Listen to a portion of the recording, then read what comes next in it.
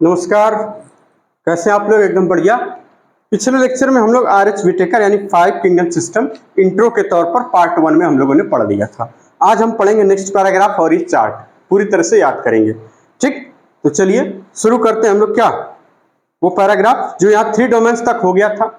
आगे चलते हैं हम लोग किसमें, यानी 3 डोमेन्स मतलब मोनेरा को 2 डोमेन्स में तोड़ दिया गया था। एक आर्कीबैक्टीरिया, एक में बैक्टीरिया रख दिया गया था, बाकी जितने यूकेरियोट थे उन सबको एक साथ, जैसे प्रोटिस्टा, फंजाई, प्लांटी, एनिमलिया, एक डोमेन ये बन गया था। तो इस तरह से कुल मिलाकर 6 किंगडम सिस्टम क्लासिफिकेशन बन गया था।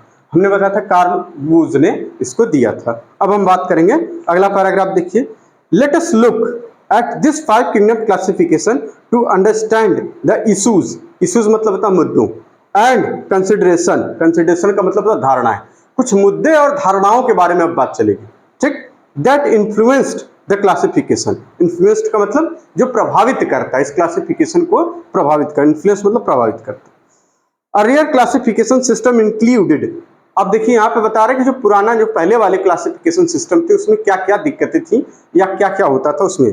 तो earlier classification system included bacteria, blue green algae, fungi, mosses, फर्स, फर्न जो टेरिडोफाइट्स वाले होते हैं, ठीक है ना, gymnosperm and angiosperm under plants. The characters that unified this whole kingdom was that all the organisms included had a cell wall in their cell। यानी bacteria, blue green algae, fungi, mosses, fern और gymnosperm, angiosperm को Plantae में रखने का जो एक character केवल ये था कि उसमें सेल वॉल पाई जाती थी। इन सभी में क्या पाई जाती थी? सेल वॉल पाई जाती थी। दिस प्लेस टुगेदर, ठीक, this place together groups which widely different in other characteristic. इनको एक साथ तो रख दिया गया इन ग्रुप्स को, लेकिन इनमें कैरेक्टर में अलग अलग बहुत बड़ा अंतर भी था। आगे बता रहे हैं क्या, इट ब्रॉट टुगेदर। अब कुछ और भी बता रहे हैं कि और क्या क्या दिक्कतें थी। It brought together the prokaryotic bacteria and blue green algae cyanobacteria with other groups which were eukaryotic. यानी प्रोकैरियोट और यूकैरियोट को एक साथ रखना, ये पहले वाले क्लासिफिकेशन की बातें अभी चल रही। It also grouped together the unicellular organisms and multicellular ones, say for example Chlamydomonas जो कि unicellular है, Spirogyra multicellular है, were placed together under algae। The classification did not differentiate between heterotrophic groups fungi and autotrophic green plants, though they also show a characteristic difference in their wall composition। भाई अगर wall composition की हम बात करें तो उसमें जो fungi होती है इसकी काइटिन की बनी होती है, जो प्लांट की होती है वो किसकी बनी होती है? सेलुलोज में। यानी जो सेल वॉल होती है फंजाई में काइटिन की बनी होती है, प्लांट्स में सेलुलोज की बनी होती है। लेकिन यहाँ पर सेल वॉल के बेसिस पर एक ही साथ प्लांटी में फिट कर दिया गया, फंजाई को भी और प्लांट्स को भी। तो आगे बता रहे हैं क्या, इन दियर walls while the green plant had cellulosic cell wall when such characteristic were considered। जब ऐसी कैरेक्टरिस्टिक को कंसिडर्ड किया गया तो अब बता रहे हैं क्या नया किया गया। The fungi were placed in a separate kingdom, kingdom fungi, all prokaryotic, इसको सब अंडरलाइन कर लीजिएगा, all prokaryotic organisms were grouped together under kingdom Monera and unicellular eukaryotic organism were placed in kingdom Protista. Unicellular को कहाँ रख दिया गया? Protista. जितने यूनिसेलुलर ऑर्गेनिज्म थे सबको, जो यूकैरियोटिक थे, जो यूकैरियोटिक यूनिसेलुलर यूकैरियोट थे उसमें क्या आ गए? प्रोटिस्टा में। अब जितने प्रोकैरियोट्स थे तो किस में आ गए? मोनेरा में। अब फंजाई को एक अलग किंगडम मिल गया, अब बाकी बचे प्लांटी और एनिमलिया। अब आगे बता रहे हैं क्या मजेदार बात है उसमें प्रोटिस्टा में। The kingdom Protista has brought together, देखिए अब किसको? क्लेमाइडोमोनास और क्लोरेला। पहले क्या रखे गए थे? एल्गी में। क्यों? क्योंकि इसमें दोनों में प्लांट से, यानी इनकी जो सेल वॉल थी वो किसकी, सेल वॉल के बेसिस पर किस में रख दिए गए थे? प्लांट में। ठीक है ना, फिर से सुनिए। Kingdom Protista has brought together Chlamydomonas, Chlorella earlier placed in algae within plants and both having cell wall with, अब आगे बता रहे हैं, विद पैरामीशियम एंड अमीबा। यानी किंगडम प्रोटिस्टा में यूनिसेलुलर यूकैरियोट रख दिए गए तो क्लेमाइडोमोनास भी उसी में आएगा, क्लोरेला भी आएगा, पैरामीशियम भी आएगा और अमीबा भी आएगा। पहले पैरामीशियम और अमीबा को किस में रख दिया गया था? सिर्फ एनिमल्स में। क्लेमाइडोमोनास और क्लोरेला को, क्योंकि वो एल्गी है, सेल वॉल है उसके, तो प्लांटी में रख दिया गया। लेकिन अब प्रोटिस्टा में रखा गया इनको। अब क्या कर दिया गया? अलग, 5 किंगडम सिस्टम में अलग कर दिया गया। ठीक है ना, आगे बता रहे हैं क्या, it has put together organisms which in earlier classification, जो कि पहले एक साथ रखे गए थे। The criteria for classification change, यानी ये ऐसा क्या हुआ है? This happened because the criteria for classification change, this kind of changes will take place in future too depending on the improvement in our understanding of characteristics and evolutionary relationship. Over time, an attempt has been made to evolve a classification system which reflects not only morphological, physiological, and reproductive similarities, but is also phylogenetic. That is based on evolutionary relationship.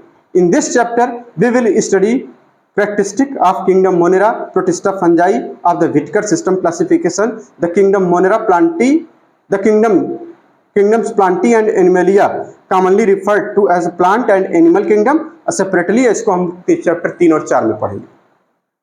ठीक, तो इस paragraph में जो सबसे मजेदार बात क्या है कि 5 किंगडम सिस्टम की बात चल रही थी, यानी अर्लियर क्लासिफिकेशन में bacteria, blue green algae, fungi, mosses और फर्म, जिम्नोस्पर्म और एंजियोस्पर्म, इनको क्या किया? इन सबको एक साथ प्लांटी में रखा गया था, जबकि इनके कैरेक्टर अलग अलग थे। कैसे? देखिए, प्रोकैरियोटिक बैक्टीरिया और ब्लू ग्रीन एल्गी यानी जो साइनोबैक्टीरिया को यूकैरियोट के साथ रखना, ये कैसे है? जबकि प्रोकैरियोटिक में बैक्टीरिया और ब्लू ग्रीन एल्गी, बैक्टीरिया और साइनोबैक्टीरिया, देखिए यहां से और ये पूरा एक साथ, प्रोकैरियोटिक और यूकैरियोटिक को एक साथ रखना, ये कमियां थी पहले वाले में? बिल्कुल थी, क्योंकि ये प्रोकैरियोटिक है bacteria and blue green algae, जिसको हम साइनोबैक्टीरिया भी बोलते हैं।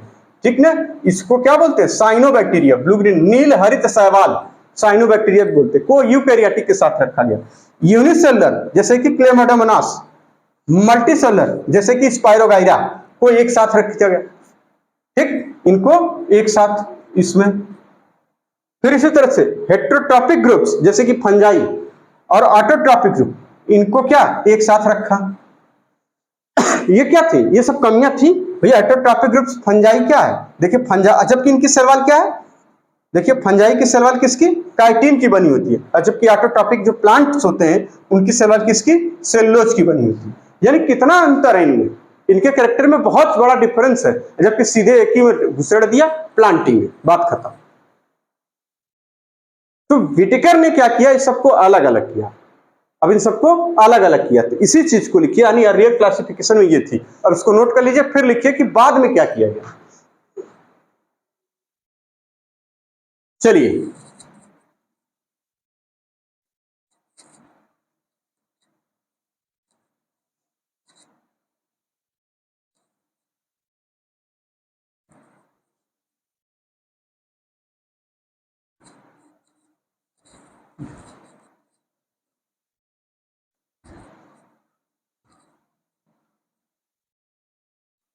तो फंजाई की जो सेलवाल होती है किसकी बनी होती है? काइटिन की। और प्लांट की जो सेलवाल होती है वो सेलुलोज की।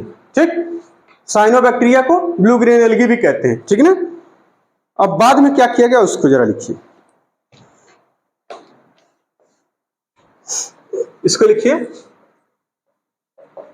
बाद में का मतलब अब आफ्टर है ना, उसके बाद में क्या किया गया? ठीक ना, देखिए fungi were placed in separate kingdom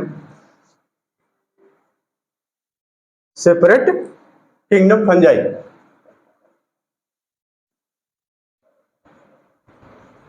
fungi में रख दिया, बिल्कुल। इसी तरीके से जितने प्रोकैरियोट्स से सब कहां आ गए? ऑल प्रोकैरियोट्स, जितने प्रोकैरियोट्स, ये प्रोकैरियोट लिखिए, सभी कहां आ गए? प्रोकैरियोटिक ऑर्गेनिज्म, ऐसे लिख दीजिए, प्रोकैरियोट से प्रोकैरियोटिक ऑर्गेनिज्म। ठीक है ना, ये किस में आ गए? किंगडम मोनेरा में। और साथ ही साथ जितने यूकैरियोट, ऑल यूनिसेलुलर यूकैरियोट,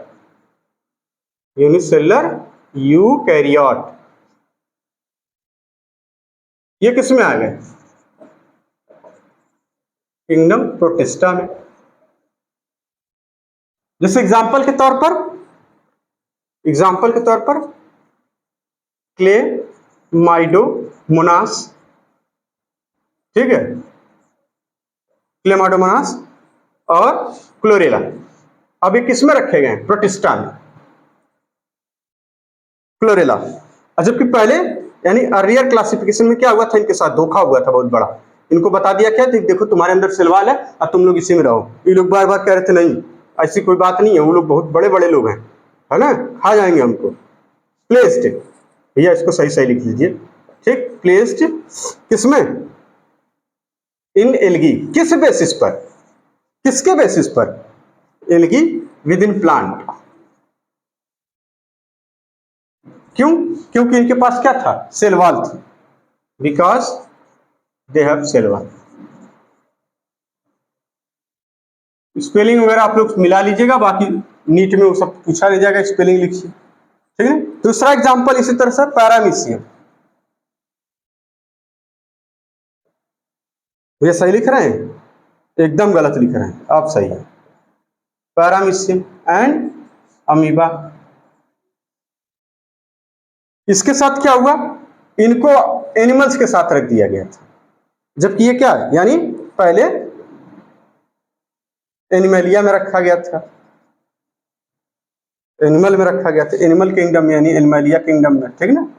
अगर एनिमलिया बोलेंगे तो किंगडम बोलेंगे, नहीं तो गलत है, एनिमलिया किंगडम में, ठीक। क्यों, क्योंकि लैक सेल वॉल, बिकॉज, या ऐसे बना लिए, because they lack cell wall, इनके अंदर सेल वॉल नहीं, इसीलिए, ठीक। बात समझ में आ गई, सिर्फ इतनी सी बात का ये मतलब। तो इस चैप्टर में हम लोग किंगडम मोनेरा प्रोटिस्टा को पढ़ेंगे, फंजाई को पढ़ेंगे, फिर अगले चैप्टर में बता रहे तीसरा और चौथा चैप्टर रहेगा जो प्लांट्स और एनिमलिया को पढ़ेंगे, यानी एनिमल्स को, ठीक। अब एक चार्ट बनाया है, जरा उसको रख लेते हैं। बात समझ आ गई इसमें। बाद में क्या किया गया, देखिए फंजाई को सेपरेट किंगडम फंजाई मिल गया, ऑल प्रोकैरियोटिक ऑर्गेनिज्म, जितने प्रोकैरियोट्स हैं वो किसमें आ गए, मोनेरा में, किसमें आ गए, मोनेरा में। अब ये खुश हैं अपनी जगह, अब हमको मजा है, ठीक है, हम ही लोग मिलजुल के रहेंगे, बाकी तुम लोग भाड़ में जाओ। इसी तरीके से ऑल यूनिसेलुलर यूकैरियोटिक्स वो किसमें आ गए, किंगडम प्रोटिस्टा में। जैसे ये क्लेमाइडोमोनास क्लोरेला, अब एकदम खुश हैं दोनों, कोई दिक्कत नहीं। पहले इनको एल्गी में जबरदस्ती रख दिया गया था, क्योंकि इनके प्लांटी में, किसमें, एल्गी के अंदर में प्लांटी में रख दिया गया था, प्लांट्स में, ठीक ना, ठीक। इन प्लांट, ये एक साथ लिख देंगे तो गड़बड़ हो जाएगा, इन प्लांटी, ये ऐसे लिख दीजिए, फिर उसके बाद ये लिख दीजिए ऐसे, because they have cell wall. आगे बता रहे पैरामीशियम और अमीबा को एकदम लिखिए, अब इसमें प्रोटिस्टा मिला के रख दिया गया, क्योंकि यूनिसेलुलर है, इनको अलग कर दिया। पहले एनिमलिया में रखा गया था, क्योंकि इनके अंदर सेल वॉल नहीं थी, इसलिए ये क्या थे, नाखुश थे।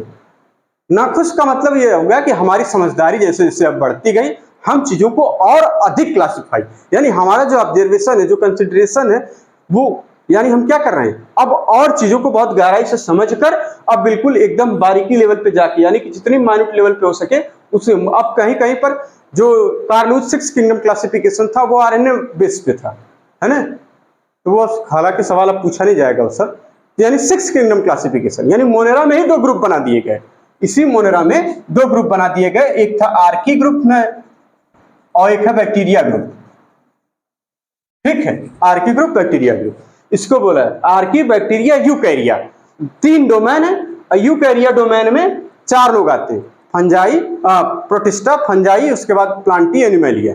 तो इस तरीके से बात चली, यानी इसी तरह से आएगा फ्यूचर में, हो सकता है 7 किंगडम आ जाए, जैसे जैसे समझदारी बढ़ेगी। यानी क्या कंसिडरेशन में रखना, सेल स्ट्रक्चर क्या है, बॉडी का ऑर्गेनाइजेशन क्या है, मोड ऑफ न्यूट्रिशन क्या है, रिप्रोडक्शन क्या है, उनका बिहेवियर कैसा है, ठीक है, उनके एवोल्यूशनरी रिलेशनशिप यानी फाइलोजेनेटिक रिलेशनशिप क्या है, ये सब बेसिक नॉलेज अगर जैसे जैसे बढ़ती जाएंगी उसी तरह से क्लासिफिकेशन और बढ़ता जाएगा। अब एक चार्ट बनाया गया है, कह रहा है कि उसमें बहुत सारी चीजें दी हैं, कैरेक्टरिस्टिक दी हैं, उसको डिफाइन करी गई, उसको भी याद कर लीजिए, नीट में खूब पूछा जाता है, खूब एकदम। तो उस चार्ट को जरा हम लोग अब एक दूसरे फॉर्म में तैयार कर लेते हैं, ठीक है, इसको नोट कर लिए, फिर चार्ट पे चलते हैं।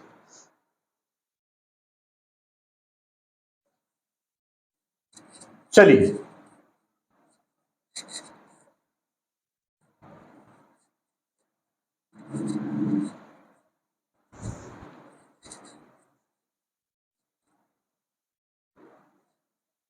एक चार्ट है और उस चार्ट को देखिए। सबसे पहले हम लोग क्या करेंगे, उसमें देखिए कुल 4 कैरेक्टरिस्टिक लिखी है, cell type, cell wall, nuclear membrane, body organisation, उसके बाद मोड ऑफ न्यूट्रिशन। अब हम लोग इसको देखिए, अभी हम लोग करते क्या है, करने क्या वाले हैं इसमें, इस चार्ट के लिए, इस चार्ट का जो प्रारूप है वो हम बदल ले रहे हैं, पहली बात क्या लिखी यहां पे,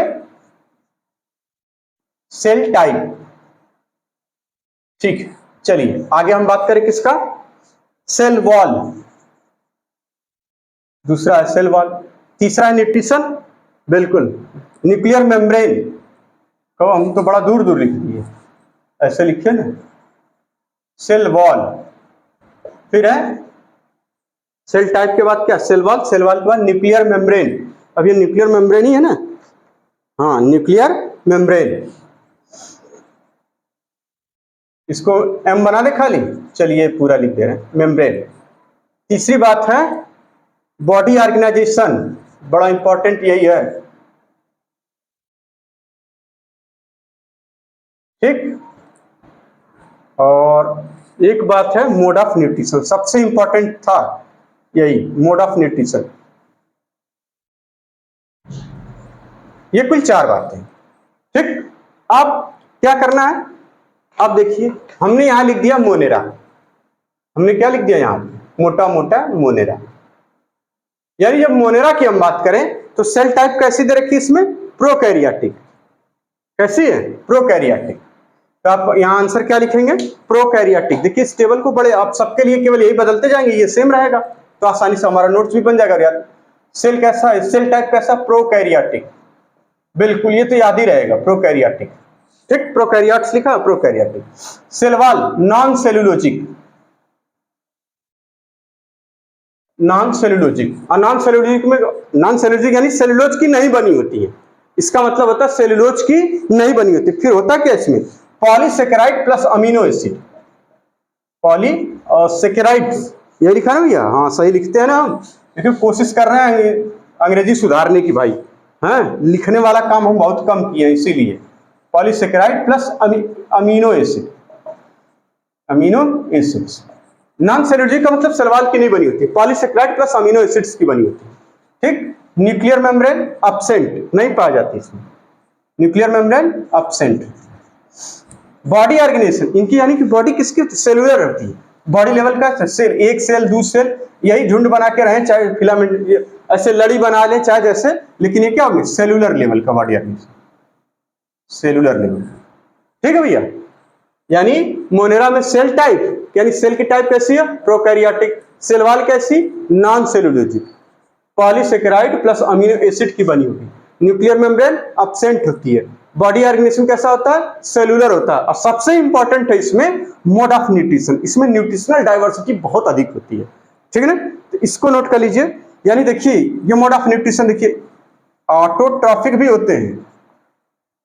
ऑटोट्रॉफिक में कौन कौन से, फोटो ऑटोट्रॉपिक, फोटो ऑटोट्रॉप्स, ये स्मॉल वाला बना लीजिए, ऑटोट्रॉप्स, और हेटेरो ऑटोट्रॉप्स, हेटेरोट्रॉप्स, इसको कीमो वाला होगा ना, फोटो फोटोट्रॉपिक होगा, जो लिखा है भैया वही पढ़िए, फोटोसिंथेटिक एंड कीमोसिंथेटिक लिखा है। फोटोट्रॉपिक, ऑटोट्रॉपिक हो गया, एकदम सही लिखे रहेंगे नहीं, हमें डर बस खाली यही लग रहा है। ऑटोट्रॉपिक, ऑटोट्रॉपिक में लिखिए क्या, फोटोसिंथेटिक, ठीक। और यहां पर कीमोसिंथेटिक, इस तरह से लिखा होगा, ठीक। दूसरी बात हेटेरोट्रॉपिक, इसमें देखिए 3 बातें आएंगी या 2 बातें, सिर्फ 2 बातें हैं यहाँ पे। चलिए इसमें एक है सेप्रोफाइट या सेप्रोफिटिक, सेप्रोफिटिक जो लिखा भैया वही लिख लीजिए, सेप्रोफिटिक। और एक पैरासिटिक, पैरासाइट, पैरासाइट को लिखा पैरासिटिक, ठीक। तो ये हो गया मोनेरा का। मोनेरा में cell type prokaryotic, cell wall non cellulosic यानी पॉलीसेकेराइड प्लस अमीनो एसिड की बनी होगी। न्यूक्लियर मेम्ब्रेन एब्सेंट होती है। बॉडी ऑर्गेनाइजेशन का सेलुलर होता है। मोड ऑफ न्यूट्रिशन ऑटोट्रॉपिक और हेटेरोट्रॉपिक दोनों होगा। ऑटोट्रॉपिक में जितने होते हैं फोटोसिंथेटिक, कीमोसिंथेटिक सब होगा। हेटेरोट्रॉपिक में सेप्रोफिटिक और पैरासिटिक। सेप्रोफिटिक का मतलब होता है डेड ऑर्गेनिक मैटर को खाने वाले को सेप्रोफिटिक कहा जाता है। और पैरासाइट जो दूसरे पे रहते हैं। पैरासाइट सेम स्पीसीज के नहीं हो सकते। जैसे कहा जाए, अगर आपसे कोई क्वेश्चन पूछ दिया जाए कि बताइए क्या सेम स्पीसीज, यानी एक कौवा दूसरे कौवे पे पैरासाइट है, कहेंगे नहीं। यानी जो अगर एक सवाल बहुत पुराना पूछा जाता था, बड़ा लोग उसको पूछते थे पहले कि जो ये कोई मदर है, ठीक, और उसके यूट्रस में कोई बच्चा है, तो बताइए वो पैरासाइट है? नहीं है, क्योंकि पैरासाइट कभी सेम स्पीसीज के होते ही नहीं। पैरासाइट का मतलब यानी ये दूसरे ऑर्गेनिज्म पर, एक ऑर्गेनिज्म, एक जीव किसी दूसरे ऑर्गेनिज्म पर रहता है, उसके अंदर या बाहर, तो हो गया पैरासाइट, ठीक है। तो यानी सेम स्पीसीज के पैरासाइट नहीं हो सकते। अब यहां पर हमने क्या चेंज किया, यहां पर हम इसको नोट कर लीजिए, प्रोटिस्टा। अब हम यहां क्या बना दें, प्रोटिस्टा बना दीजिए सर जी, बना दिया। दूसरा है प्रोटिस्टा, प्रोटिस्टा, चलिए प्रोटिस्टा बन गया। तो सेल टाइप यूकैरियोटिक हो जाएगा, यहीं पे क्या हो जाएगा, यूकैरियोट। बस इसको बना लीजिए, ठीक, यूकैरियोटिक हो जाएगा। अब यहां पे देखिए, यहां पे प्रेजेंट इन सम, खाली यही लिखा हुआ है सेल वॉल प्रेजेंट इन सम, बस इसके अलावा कुछ नहीं। टू वाली लाइन पूरी मिटा दीजिए।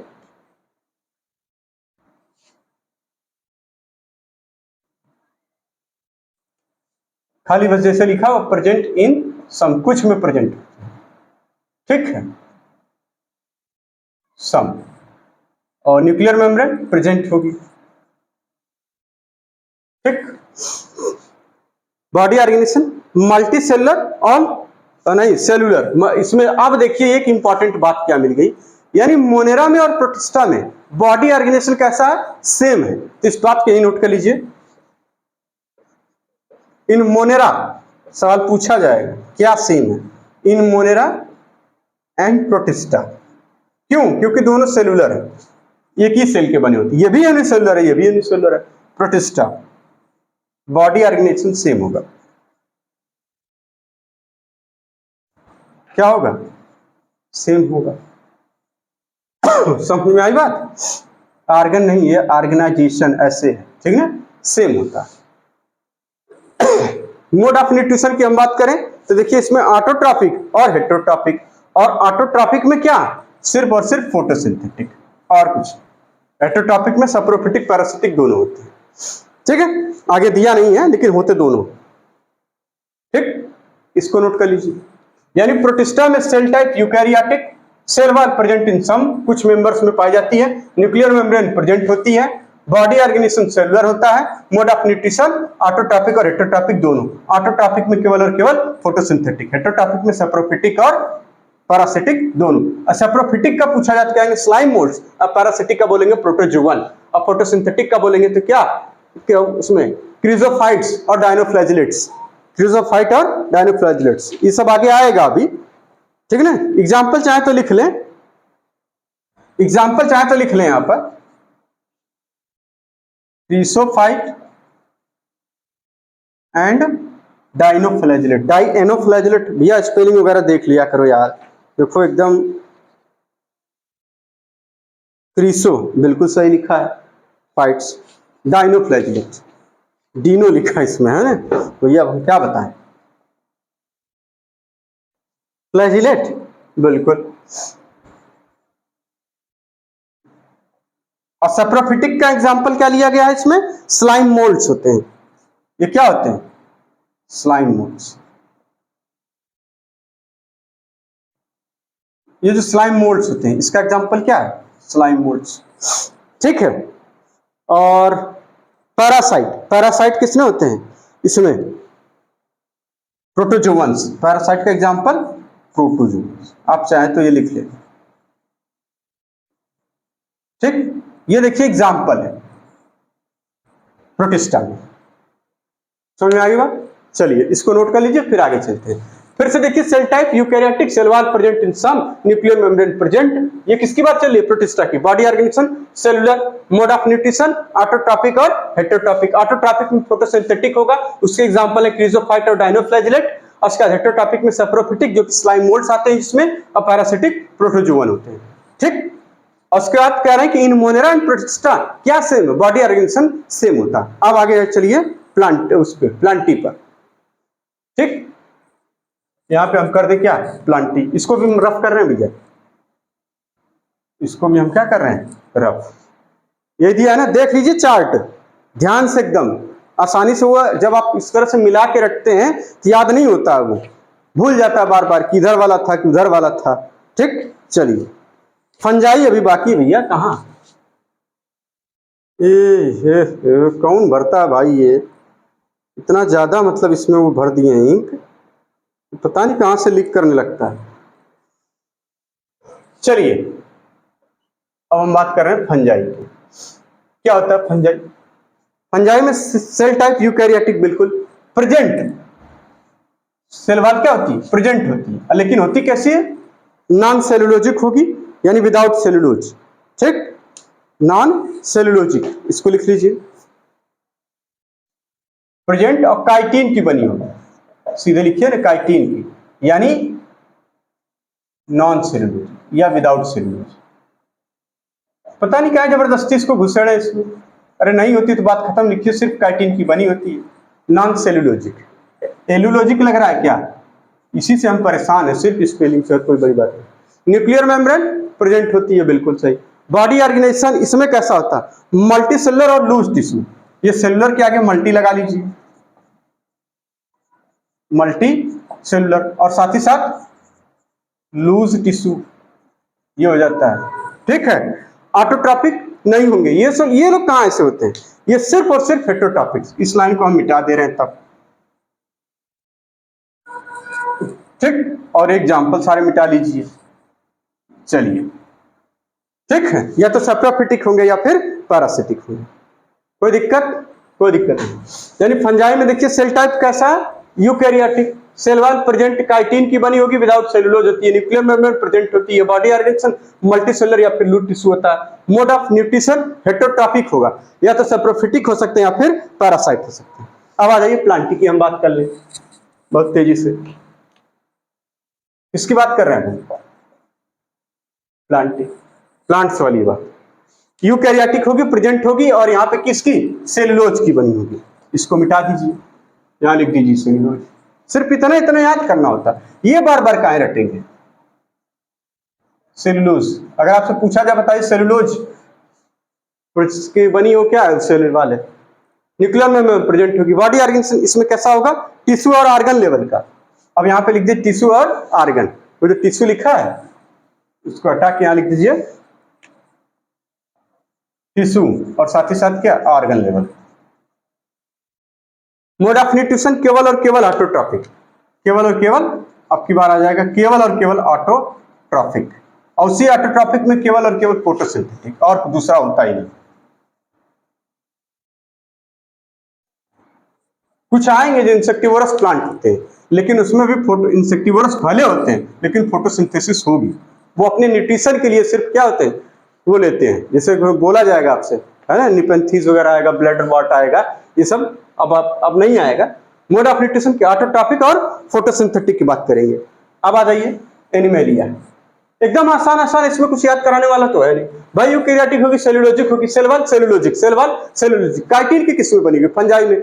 नॉन सेलुलोजिक किस्में होगी, प्रेजेंट इन सम, खाली यही किस्में लिखा है प्रोटिस्टा में। नॉन सेलुलोजिक यानी पॉलीसेकेराइड प्लस अमीनो एसिड। अगर पूछा जाए नॉन सेलुलोजिक सेल वॉल किसमें पाई जाती है, तो कहेंगे दो जगह है, एक तो फंजाई एक तो मोनेरा, एक तो फंजाई और एक तो मोनेरा। फंजाई और मोनेरा में क्या? नॉन सेलुलोजिक सेल वॉल होती है। फंजाई में काइटिन की बनी होगी, और मोनेरा में पॉलीसेकेराइड प्लस अमीनो एसिड की बनी होगी। किसमें अगर पूछा जाए न्यूक्लियर मेम्ब्रेन एब्सेंट? मोनेरा में। क्यों? क्योंकि वो प्रोकैरियोट है। किसमें प्रेजेंट? बाकी सब में प्रेजेंट।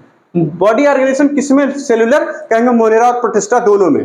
किसमें? मल्टीसेलुलर लूज टिश्यू, मल्टीसेलुलर और लूज टिश्यू किसमें होंगे? फंजाई में। टिश्यू और ऑर्गन प्लांटी में। आगे आ जाएगा ऑर्गन, फिर उसके बाद इंडिविजुअल ऑर्गेनिज्म, पूरा ऑर्गन सिस्टम, ये हो जाएगा एनिमेलिया का। बात समझ में आ गई? मोड ऑफ न्यूट्रिशन सभी प्रकार का होता है, किसमें? मोनेरा में। मोनेरा में देखिए मोड ऑफ न्यूट्रिशन जब आप पढ़ेंगे तो एक जगह लिखा था ऑटोट्रॉपिक और हेटेरोट्रॉपिक। ऑटोट्रॉपिक में कीमोसिंथेटिक और फोटोसिंथेटिक दो शब्द आए थे। हेटेरोट्रॉपिक में पैरासिटिक और सैप्रोफिटिक, यानी सभी टाइप का मोड ऑफ न्यूट्रिशन किसमें है? कहेंगे मोनेरा में है। उसके बाद आया था नाम प्रोटिस्टा।